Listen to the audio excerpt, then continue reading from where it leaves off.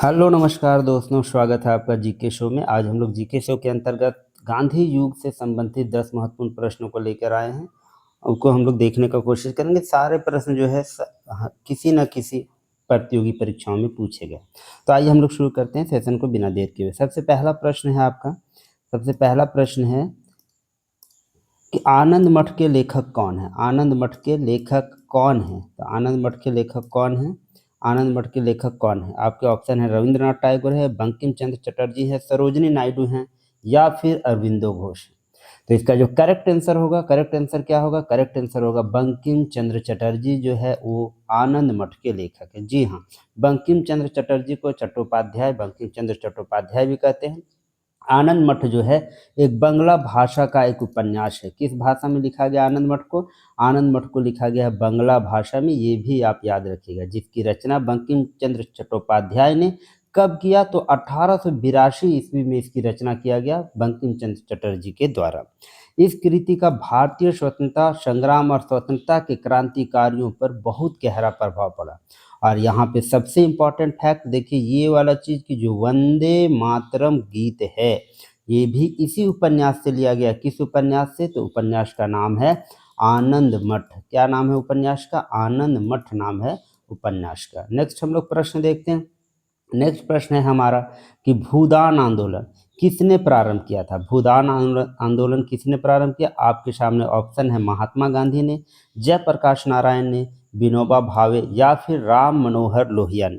तो इसका correct answer क्या होगा? किसने भूदान आंदोलन प्रारंभ किया था? जी हाँ, सही जवाब है इसका कौन? विनोबा भावे ने। विनोबा भावे ने भूदान आंदोलन प्रारंभ किया था।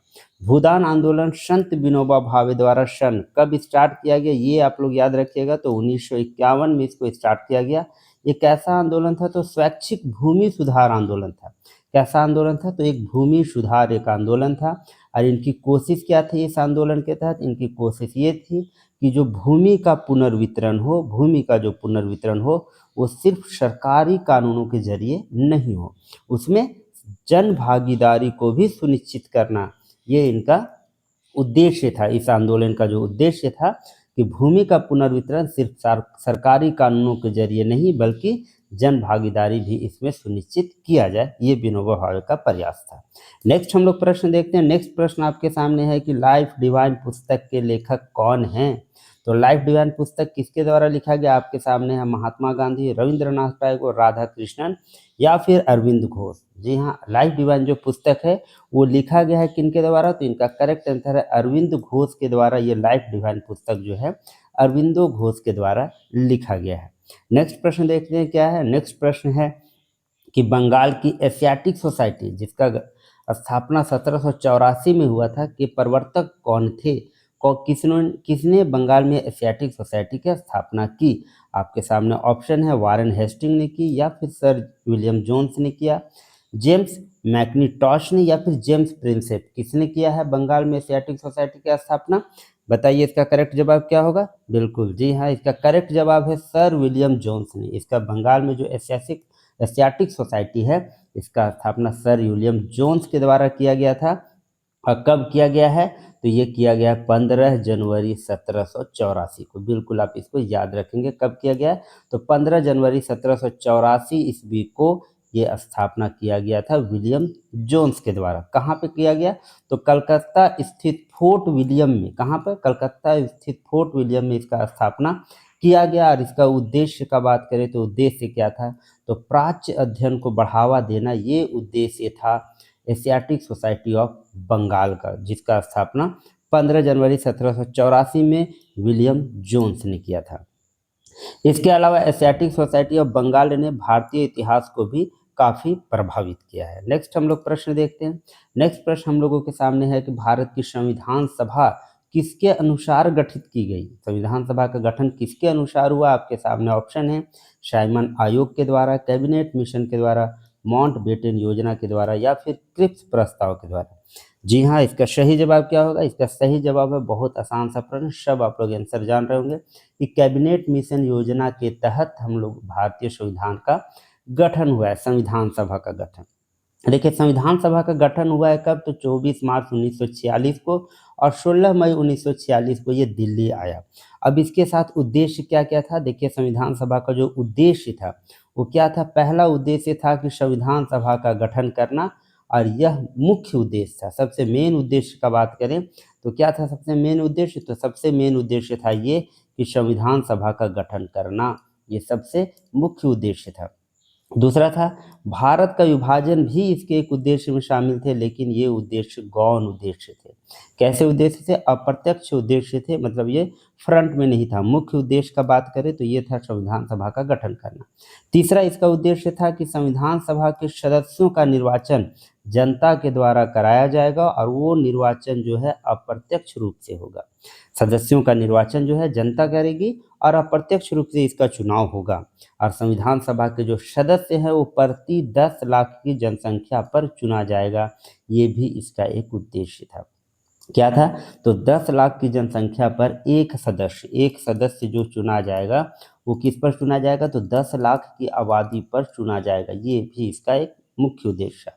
और संविधान सभा में ये भी बोला गया कि इसमें कितने सदस्य होंगे, तो ये बताया गया कि 389 सदस्य होने हैं।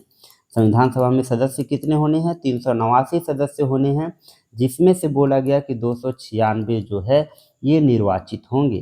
296 सदस्य निर्वाचित होंगे, और बाकी जो बचे 93 सदस्य, ये 93 सदस्य मनोनीत होंगे। ये भी उद्देश्य दिया गया था, ये भी उद्देश्य था किसका, कैबिनेट मिशन का उद्देश्य था।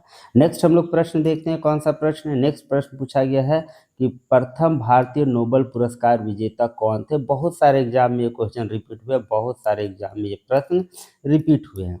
तो कौन थे प्रथम भारतीय जो कि जिनको नोबेल पुरस्कार मिला था, आपके सामने ऑप्शन है सीवी रमन थे, रविंद्रनाथ टैगोर थे, हरगोविंद खुराना, या फिर अमर्त्य सेन। कौन से थे वो भारतीय जिनको प्रथम नोबेल पुरस्कार मिला, तो वो थे आपके रविंद्रनाथ टैगोर। कौन थे, रविंद्रनाथ टैगोर थे, जिनको प्रथम भारतीय थे जिनको ये नोबेल प्राइज मिला है। फर्स्ट इंडियन थे जिनको नोबेल प्राइज मिला है, वो थे आपके रविंद्रनाथ टैगोर। कौन थे, तो फर्स्ट इंडियन थे ये। क्या थे, फर्स्ट इंडियन थे। देखिए इनको गुरुदेव के नाम से भी जाना जाता है। इनको किस नाम से जाना जाता है, गुरुदेव के नाम से जाना जाता है। और इनको नोबेल पुरस्कार जो मिला है किस क्षेत्र में मिला, अगर ये पूछे तो ये किस क्षेत्र में मिला, साहित्य के क्षेत्र में इनको नोबेल पुरस्कार मिला। और इनका साहित्य जो था, इनको किस किताब के लिए, तो इनका बुक था गीतांजलि। गीतांजलि के लिए इनको, कविताओं की पुस्तक है गीतांजलि। कैसी पुस्तक है ये भी याद रखिएगा, तो ये पोएम, इसमें कविताओं की ये पुस्तक है गीतांजलि। और इसी के लिए 1913 ईस्वी में साहित्य का नोबेल पुरस्कार दिया गया, किनको, रविंद्रनाथ टैगोर को। नेक्स्ट हम लोग प्रश्न की तरफ चलते हैं। नेक्स्ट प्रश्न हमारा देखिए क्या है कि हमारा राष्ट्रीय गीत वंदे मातरम कहाँ से संकलित है।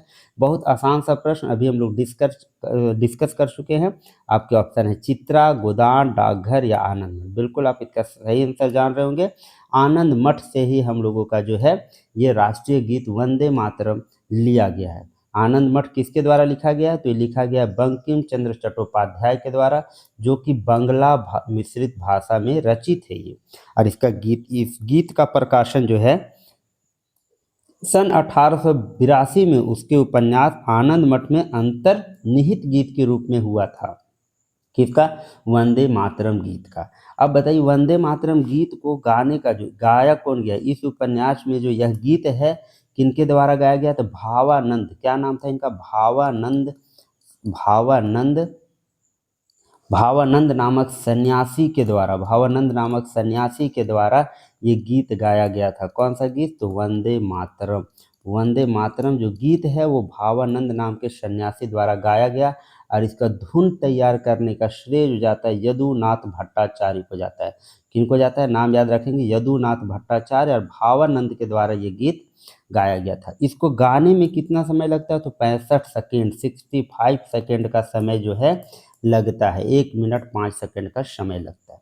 नेक्स्ट हम लोग प्रश्न की तरफ चलते हैं। नेक्स्ट प्रश्न हम लोगों का है कि भारत का राष्ट्रीय पंचांग किस संवत पर आधारित है। ये प्रश्न पूछा जा रहा है। कौन से संवत पर आधारित है, आपके ऑप्शन है विक्रम संवत, कली संवत, शक, संवत या फिर इनमें से कोई नहीं।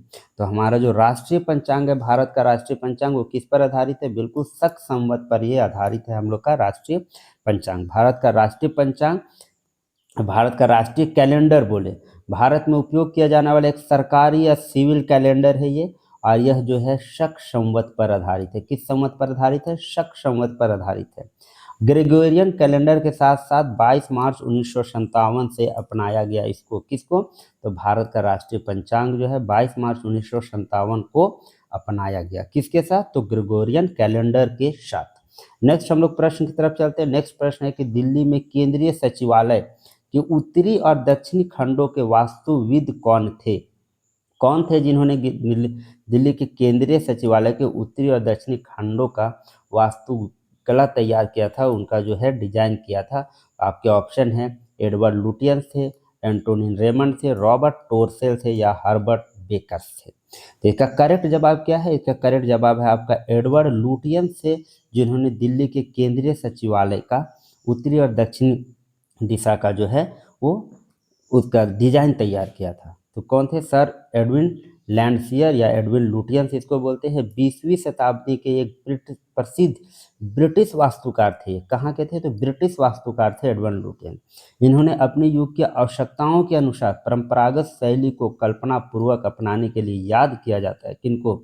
एडविन लुटियंस को। इन्होंने कई इंग्लिश भवन भी बनाए। वह मुख्यतः भारत की तत्कालिक राजधानी जो नई दिल्ली है, इसका अभिकल्पना करने का श्रेय भी जाता है, ये भी श्रेय आपका लुटियंस को ही जाता है, एडवर्ड लुटियंस को। राजधानी नई दिल्ली की अभिकल्पना करने का श्रेय भी जाता है एडवर्ड लुटियंस को। नेक्स्ट हम लोग प्रश्न देखते हैं। नेक्स्ट प्रश्न, निम्नलिखित में से कौन सी कृति रविंद्रनाथ टैगोर की नहीं है? तो रविंद्रनाथ टैगोर की कौन सी कृति नहीं है? आपके सामने ऑप्शन है चित्रा, द कोर्ट डांसर, कपाल कुंडला या चित्रांगदा। तो ये भी कृति जो है वो रविंद्रनाथ टैगोर की ही है। ये भी चित्रा जो है रविंद्रनाथ टैगोर की है, द कोर्ट डांसर ये भी है रविंद्रनाथ टैगोर की, और चित्रांगदा भी टैगोर जी की है।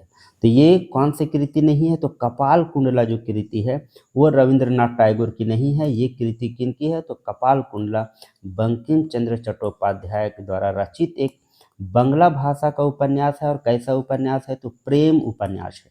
ध्यान रखेंगे, प्रेम उपन्यास है, बंगला भाषा में ये रचित है। तो ये हम लोग अभी 10 महत्वपूर्ण प्रश्नों को देखें जो कि गांधी एज से संबंधित है। किस एज से संबंधित है? गांधी एज से संबंधित ये प्रश्नों को हम लोग देखें। इसका नेक्स्ट पार्ट जो है हम लोग नेक्स्ट डे देखेंगे। अगर आपको ये वीडियो अच्छी लग रही है तो चैनल को लाइक, शेयर और सब्सक्राइब करना बिल्कुल ना भूलें, ताकि आपको इस तरह की अपडेट मिलती रहे। धन्यवाद।